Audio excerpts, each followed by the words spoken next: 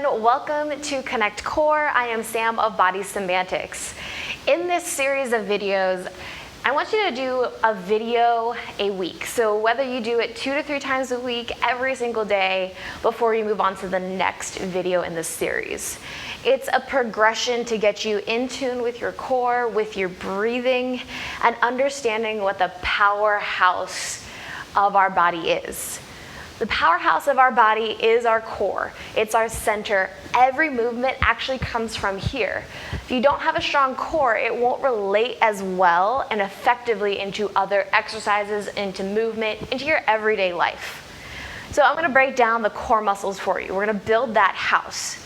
So pelvic floor muscles are our floor. It's why they're called pelvic floor. It's from that belly button down. Think of right where that V is in your body. You're pulling it up, drawing it in. That's gonna create that foundation of your body. A lot of tendency is the body falls forward and it actually builds outwards. This is with the whole core. Sometimes it's rounding too much and the core actually gets pushed forward as well still. So you want to think of drawing it in, and there's just that itty bitty tuck. That helps lift that pelvic floor up. So that's our base. From there we build our walls. We're going to start with the front and back walls. So the front walls are our rectus abdominis. I don't expect you to remember these names. I know they're big words. Sounds like a Harry Potter spell. But your rectus abdominis is your six-pack muscles, those showy muscles. Again, there's that tendency to push them forward. I want you to instead draw it in. Pulling belly button to spine creates a solid wall. Then the back wall, you have your back muscles that do work with the core, but we're not gonna really focus and talk about those. We're gonna talk about the transverse abdominis, which again, sounds like Harry Potter spell, but it's your deepest core muscles. So it comes from right from that front, right behind the rectus, all the way to the back. They take up that entire section. And that's where you hear my cue a lot of pulling belly button to spine.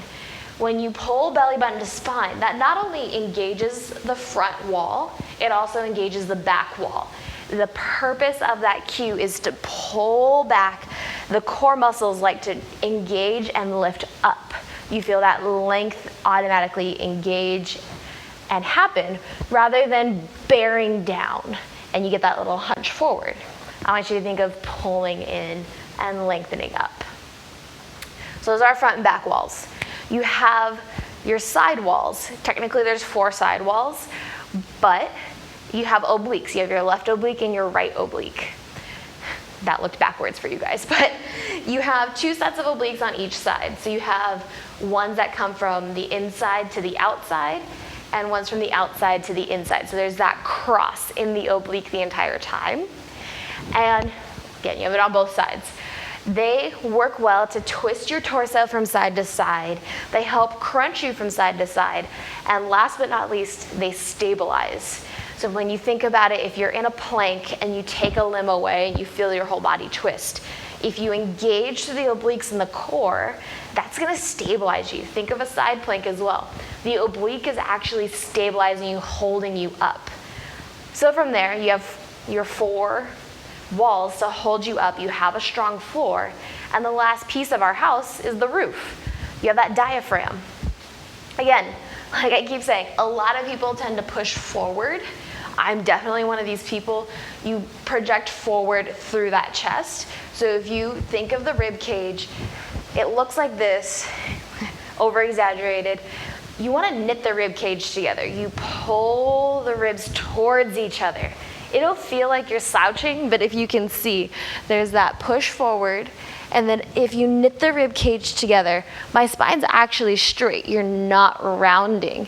Again, you're not bearing down. It's just that engagement, the length to lift up, and you build a strong house. So there you go. That is your powerhouse. That is your plank core house. From here, all of the movements move out. This is where every single movement, your lunge, your bicep curl, core works through all of these. And we'll see that as we progress through, as I create other series for you. But I do want to point out that Right now, you can see there's these videos you can progress through. Video 1 and video 6, you can actually do back to back to each other. They both work hand in hand.